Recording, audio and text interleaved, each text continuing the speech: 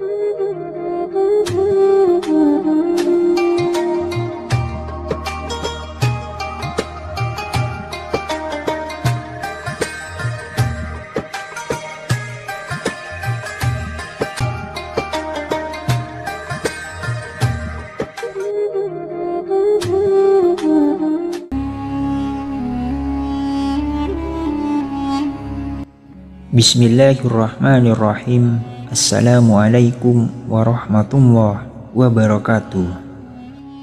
Syukur alhamdulillah kita bisa berjumpa lagi di channel ini. Sholawat dan salam selalu dan tetap tercurahkan kepada junjungan kita Nabi besar Muhammad sallallahu alaihi wasallam. Allahumma salli ala Sayyidina Muhammad wa ala ahli Sayyidina Muhammad.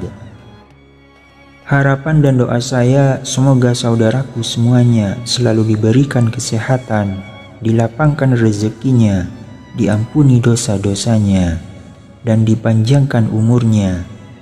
Amin ya rabbal alamin. Sahabat beriman yang dirahmati Allah, ada sebuah kisah diceritakan bahwa seorang lelaki melewati sebuah kawasan perkuburan di suatu malam yang kelam dan sunyi. Tiba-tiba dia terpandang suatu cahaya yang terang benderang muncul dari sebuah kubur dan terus menjulang ke langit. Dia terpegun dan kaku melihat kejadian itu. Dia berpikir kemungkinan kubur ini adalah kubur seseorang yang sangat istimewa. Ia seorang wali Allah atau ulama atau orang soleh yang istimewa kedudukannya di sisi Allah Subhanahu wa Ta'ala. Kemudian diambilnya sebatang kayu lalu dipacak di atas kuburan yang bercahaya itu. Keesokan harinya lelaki itu datang lagi ke kawasan perkuburan itu dengan ditemani beberapa orang kampung.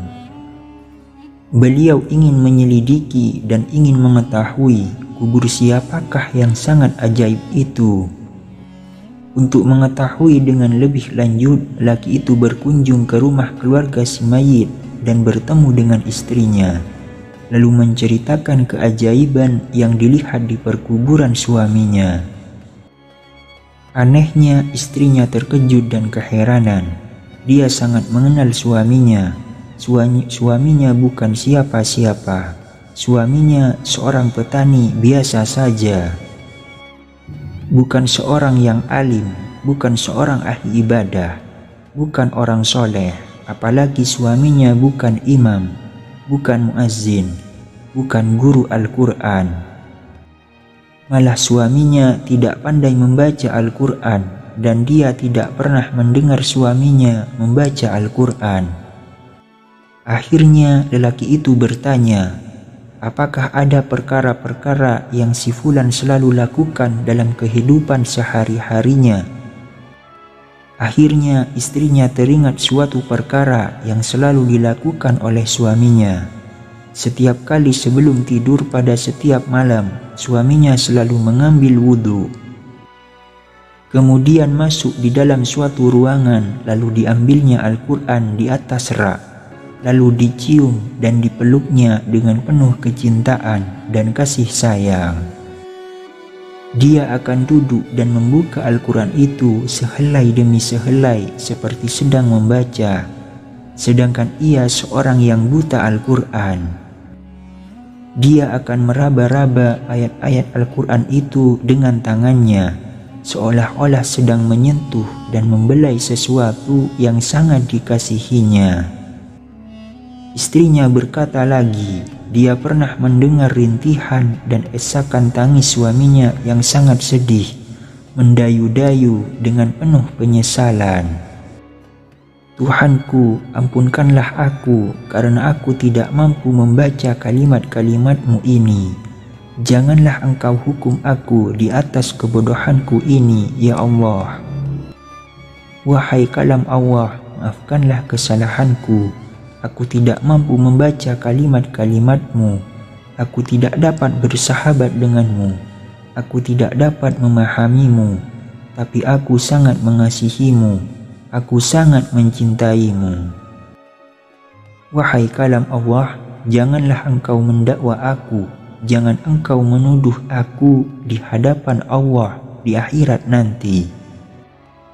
Kemudian lelaki itu meminta untuk melihat Al-Quran kesayangan suaminya itu.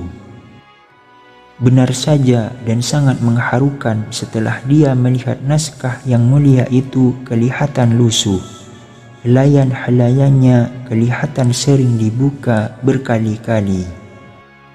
Dan ada bekas-bekas air mata di kertasnya, tanda seseorang sering menangis berurai air matanya tatkala membuka lembaran yang maha suci itu. Pastinya lelaki almarhum ini sangat mulia pribadinya. Hatinya telah bersatu dengan ruh Al-Quran. Dia sangat mengasihi kalimat-kalimat Allah itu dengan sungguh-sungguh. Berarti ia mengasihi Allah dengan seluruh jiwa dan raganya. Sahabat beriman yang dirahmati Allah, marilah kita menghidupkan Al-Quran di dalam masjid kita, di dalam rumah kita, di dalam diri kita setiap waktu, dan luangkan waktu kita setiap hari untuk membaca Al-Quran dan fahami isi-isinya.